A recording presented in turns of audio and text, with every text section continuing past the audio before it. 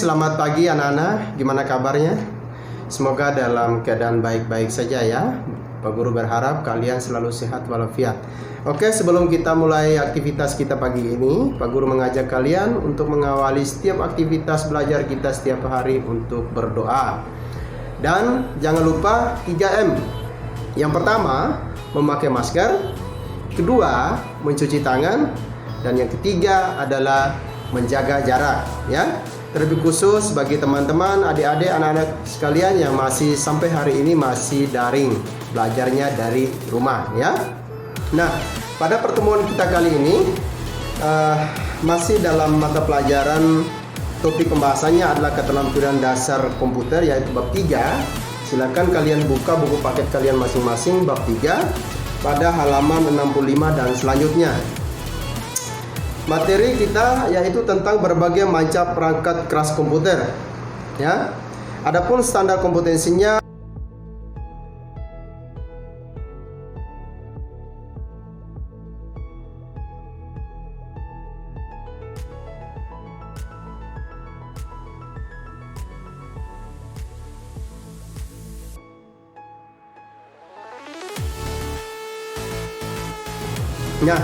sebelum kita masuk ke pembahasannya, Pak Guru mengajak untuk kalian menghafal kata kunci berikut ini agar kalian lebih mudah dalam belajar ke depan sepanjang semester genap ini tahun ajaran 2020-2021, ya.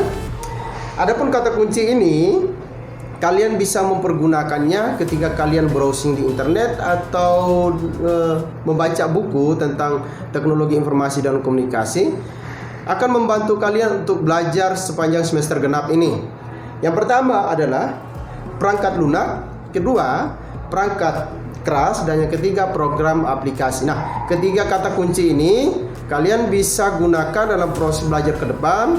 Dan ketika kalian mengetikkan ketiga kata kunci ini di internet atau browsing di internet, akan kalian temukan hal-hal yang berkaitan dengan materi yang Pak Guru ajarkan. Nah, ketiga kata kunci ini akan sangat membantu kalian. Nah, oleh karena itu kalian harus menghafalnya. Dan sekali-sekali jangan lupa ketika kalian berinternet atau browsing di internet, kalian ketikkan ketiga kata kunci ini. Maka akan tampil menu-menu yang berkaitan dengan mata pelajaran Pak Guru, ya. Baik, anak-anak sekalian. Adapun topik yang kita bahas kali ini, kemarin kita sudah bahas, yaitu pertama CPU, di mana dalam CPU itu sendiri ada dua hal, yaitu unit kontrol, unit aritmatika logika, yaitu berkaitan tentang piranti input, proses, dan piranti output, ya. Kalian harus pahami materi-materi yang Pak Guru ajarkan supaya akan membantu kalian dalam menjawab setiap soal atau tugas yang Pak Guru berikan Pak Guru setiap hari. Nah, jangan lupa soal-soal akan selalu Pak Guru berikan dalam video. Nah, oleh karena itu kalian harus menyimak video ini supaya kalian tahu soal mana yang harus kalian kerjakan dan bagaimana cara mengerjakan. Oke? Baik. Yang kemudian yang kemarin kita pelajari juga yaitu motherboard atau mainboard, ya. Serta memori utama, yang mana dalam memori utama itu sendiri ada dua komponen, yaitu ROM dan RAM. Pak Guru sudah jelaskan semuanya, ya. Kalian harus ingat-ingat materi-materi apa saja yang Pak Guru berikan, ya. Lalu kemudian kita akan masuk pada power supply atau PSU. Nah, kali ini Pak Guru akan tunjukkan apa itu power supply serta kegunaannya, ya. Nah, power supply ini dia, ya. Nih. Apakah kalian sudah sering melihatnya? Anak-anak sudah sering berjumpa atau tidak? Pasti sering kalian jumpai tentang barang ini. Cuman mungkin saja anak-anak tidak tahu fungsinya apa, ya. Nah, kali ini Pak Guru akan jelaskan apa itu power supply atau PSU dan kegunaannya. Nah, power supply ini sangat penting dalam perangkat komputer. Nah, power supply ini, anak-anak sekalian, adalah perangkat keras komputer Ya, ingat ya, perangkat keras itu kan yang bisa disentuh, bisa dilihat, ya, bukan hanya bisa dilihat saja, ya, bisa dirasakan. Itu perangkat keras, ya, anak-anak sekalian ya. Nah, power supply ini adalah yang mensuplai arus listrik ke dalam komputer. Karena anak-anak sekalian pasti sudah tahu, komputer itu tanpa arus listrik maka dia tidak akan hidup. Nah, perangkat keras inilah yang akan menghubungkan atau menyalurkan listrik ke komputer. Itu fungsinya dia.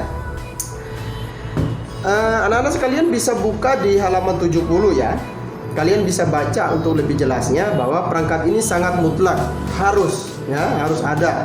Dia yang akan mengalirkan listrik ke komputer dengan spesifikasi sesuai kebutuhan dari komputer itu sendiri.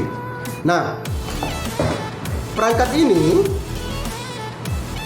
kalau tidak ada, maka motherboard atau mainboard, CPU, RAM tidak akan berfungsi sama sekali tanpa alat ini yang menyalurkan arus listrik atau daya ke komputer. Maka sangat mutlak akan keberadaannya. Bisa dipahami ya? Kalau kalian belum pahami, nanti kalau sudah tatap muka, kalian sudah berani masuk tatap muka di sekolah, kalian boleh menanyakan ke Pak Guru, yang mana sih perangkat keras power supply atau PSU itu Pak Guru? Nah, Pak Guru akan perlihatkan di lab komputer. Oke? Nah, power supply ini juga tidak sembarang kita memasang power supply pada unit komputer, ya. Jadi power supply ini dia akan mengikuti berapa besar daya arus yang dibutuhkan oleh unit komputer atau CPU.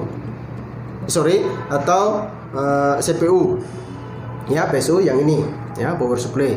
Jadi dia akan mengikuti dayanya, bisa kita lihat di sini satuannya. Nih, bisa dilihat ya. Oke. Bisa dilihat juga di sini. Kebalik ya. Ya, seperti ini ya. Ini di sini keterangannya ada. Kalian bisa lihat. Jadi power supply ini harus sesuai dengan kebutuhan daya yang dibutuhkan oleh komputer. Tidak sembarang kita menggunakan power supply. Nah, misalnya daya yang dibutuhkan komputer itu tinggi, maka dia juga harus tinggi. Kalau rendah ya harus rendah. Gitu ya. Bisa dipahami ya anak-anak? Jadi untuk lebih jelasnya kalian bisa baca di buku paket kalian. Lalu kemudian kalau belum jelas silakan komen di bawah ini, atau bertanya lewat nomor WA Pak Guru atau di GCR ya. Jadi itu materi kita kali ini. Semoga anak-anak sekalian bisa mengerti, bisa pahami apa yang Pak Guru sampaikan. Dan sekali lagi jangan lupa selalu gunakan masker, mencuci tangan, menjaga jarak, dan cek suhu kalian ya, agar selalu terupdate gimana kondisi kalian setiap hari. Oke anak-anak, sekian dulu perjumpaan kita kali ini. Semoga kalian dapat memahami apa yang Pak Guru sampaikan, dan sampai jumpa di pertemuan selanjutnya. Tuhan memberkati.